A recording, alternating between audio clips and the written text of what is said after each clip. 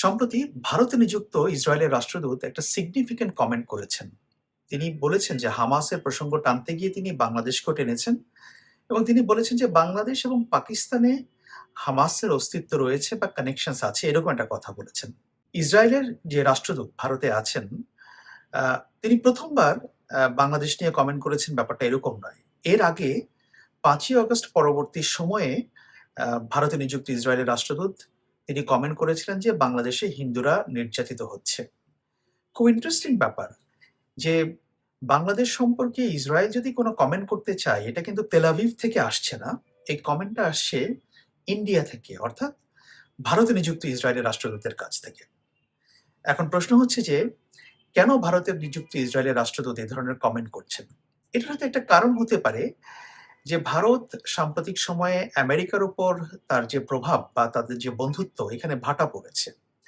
এখন বাংলাদেশ প্রসঙ্গে ভারত যদি কোনো কিছু করতে চায়, তাহলে সেক্ষেত্রে তারা ইসরায়েলকে ব্যবহার করতে পারে, হয়তো বা আমেরিকার উপর ইনফ্লুয়েন্স ক্রিয়েট করার জন্য। আর ভারতের সঙ্গে ইসরায়েলের একটা গুরুত্বপূর্ণ সম্পর্ক আছে, বেশ বন্ধুত্বপূর্ণ সম্পর্ক। তো সেই সম্পর্কটা কেমন, তার একটা ধারণা দিলে পরে আপনারা বুঝতে পারবেন যে আসলে কেন ভারতে নিযুক্ত ইসরায়েলের রাষ্ট্রদূত এসব কথাবার্তা বলছেন। ভারত কিন্তু একসময় ফিলিস্তিনিদের পক্ষে ছিল, অর্থাৎ ফিলিস্তিনিদের অধিকারের প্রশ্নে ভারতের একটা জোরালো অবস্থান ছিল।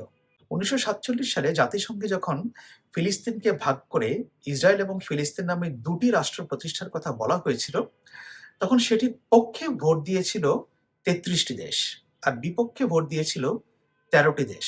যে ১৩টি দেশ বিপক্ষে ভোট দিয়েছিল, তার মধ্যে ভারত ছিল অন্যতম। অর্থাৎ ভারত তখন ফিলিস্তিনকে বিভক্ত করে ইসরায়েলের প্রতিষ্ঠা করা হোক, এটা তারা চায়নি। তখন জওহরলাল নেহেরু ছিলেন প্রধানমন্ত্রী। এরপর সময় যত গড়িয়েছে, ফিলিস্তিনের প্রশ্নে ভারতের অবস্থান সেরকমই ছিল।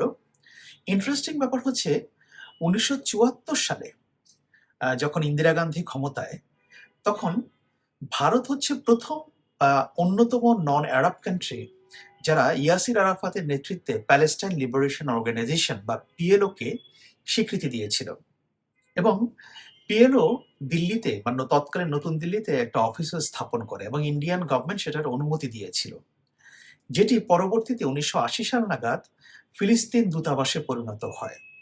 অর্থাৎ ভারতের যে সরকারই এসেছিল সে ১৯৪৭ থেকে শুরু করে এই ধারাবাহিকতা বজায় ছিল। পরিস্থিতি বদলাতে শুরু করে স্নায়ুযুদ্ধ পরবর্তী অবস্থায়, অর্থাৎ সোভিয়েত ইউনিয়নের যখন পতন হয়, ঠিক তারপর থেকে। এবং ১৯৯২ সালের শুরুতে ভারত এবং ইসরায়েল তাদের কূটনৈতিক সম্পর্ককে আনুষ্ঠানিকতা দেয় এবং ইসরায়েলের কাছ থেকে ভারত অস্ত্র কিনতে থাকে, বিভিন্ন ইন্টেলিজেন্স এবং বিভিন্ন স্পাইওয়্যার তারা কেনা শুরু করে এবং বেশ মোটা অঙ্কের অস্ত্র ভারত ইসরায়েলের কাছ থেকে কিনত। পরিস্থিতি আরো বদলে যায় ১৯৯৯ সালে কার্গিল ওয়ার, অর্থাৎ যে যুদ্ধ ভারত এবং পাকিস্তানের মধ্যে হয়েছিল সেই যুদ্ধে। সেই যুদ্ধে ইসরায়েল ভারতকে নানাভাবে হেল্প করেছিল। ভারতকে তারা অস্ত্র দিয়েছিল, বিভিন্ন গোয়েন্দা তথ্য দিয়েছিল এবং গোয়েন্দা নজরদারির জন্য নানা ধরনের প্রযুক্তি দিয়েছিল। তখন থেকে ভারতের সঙ্গে ইসরায়েলের সম্পর্ক আরো গভীর হয়ে ওঠে এবং ২০০০ সাল নাগাদ ইসরায়েল হয়ে ওঠে ভারতের অস্ত্র কেনার দ্বিতীয় বৃহত্তম বাজার। অর্থাৎ রাশিয়ার পরেই ভারত সবচেয়ে বেশি অস্ত্র কিনত ২০০০ সাল নাগাদ ইসরায়েলের কাছ থেকে। শুধু অস্ত্র নয়, সেখানে বিভিন্ন গোয়েন্দা নজরদারি ইকুইপমেন্টস ছিল, আরো নানা কিছু তারা ইসরায়েলের কাছ থেকে কিনত। সম্পর্কের বদলে যাওয়ার এই ধারা আরো বেশি জোরালো হয় যখন নরেন্দ্র মোদী ২০১৪ সালে ভারতে ক্ষমতায় আসেন। এই যে হিন্দু জাতীয়তাবাদকে সামনে রেখে তার দল যেভাবে ক্ষমতায় আসে এবং মুসলিমদেরকে সাইডলাইন করা শুরু করে, সেটি ভারতের ইসরায়েল নীতি বা ফিলিস্তিন নীতিকেও প্রভাবিত করেছিল। ২০১৭ সালে নরেন্দ্র মোদী প্রথমবারের মতো ইসরায়েল সফরে যান এবং এই সফরে গিয়ে নরেন্দ্র মোদী ছিলেন একমাত্র ভারতীয় প্রধানমন্ত্রী যিনি প্রথমবারের মতো ইসরায়েল সফরে গিয়ে তিনি রামাল্লায় ফিলিস্তিনি কর্তৃপক্ষের সঙ্গে দেখা করেননি বা সেখানে সফরে যাননি।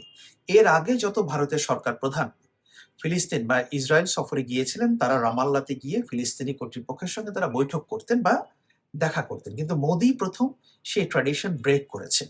অর্থাৎ সে দেখাতে চাইল যে ফিলিস্তিনি কর্তৃপক্ষকে সে খুব একটা গুরুত্ব দিচ্ছে না। কেন দিচ্ছে না? কারণ এতে করে ইসরায়েল খুশি হবে। অন্যদিকে ভারতে হিন্দু জাতীয়তাবাদের উত্থান এবং ফিলিস্তিনকে দেখানো হলো যে তারা মুসলিমদের প্রতিনিধি বা মুসলিম মুসলিম দেশ। সেজন্য ফিলিস্তিনের পক্ষে কথা বলাটাকেও ভারতে ভালোভাবে নেওয়া হতো না এবং এখন নেওয়াও হয় না। যাই হোক, ২০১৭ সালে নরেন্দ্র মোদী যখন ইসরায়েল সফর করেন, সেই সফরে ভারত ইসরায়েলের কাছ থেকে $2 বিলিয়ন সমপরিমাণ অস্ত্র কেনার জন্য একটি চুক্তি করে। এখানে শুধু অস্ত্র নয়, এখানে আরো গোয়েন্দা নজরদারি কার্যক্রম করার জন্য বিভিন্ন যন্ত্রপাতি রয়েছে। তার মধ্যে একটা ছিল বহুল বিতর্কিত পেগাসাস। ভারত ইসরায়েলের কাছ থেকে এই পেগাসাস ক্রয় করেছিল। এছাড়া আরো নজরদারি কেনার জন্য নানা ধরনের যন্ত্রপাতি ইসরায়েলের কাছ থেকে তারা ক্রয় করে। এরপর ২০২৩ সালে নরেন্দ্র মোদীর আশীর্বাদ পুষ্ট ব্যবসায়ী গৌতম আদানি, যিনি ভারতে রাতারাতি বহু টাকার মালিক হয়ে যান, তিনি ইসরায়েলের হাইফা বন্দরে $1.8 বিলিয়ন বিনিয়োগ করেন। এর মাধ্যমে তিনি হাইফা বন্দরের প্রায় ৭০% মালিকানা নিয়েছেন। গৌতম আদানি ইসরায়েলে গিয়ে তিনি বলেছেন যে তিনি ইসরায়েলে এসে যত স্বস্তি পান, তার কাছে ভালো লাগে, তার অন্য কোথাও গিয়ে এতটা ভালো লাগে না বা অন্য কোথাও কাজ করে তার এত ভালো লাগে না।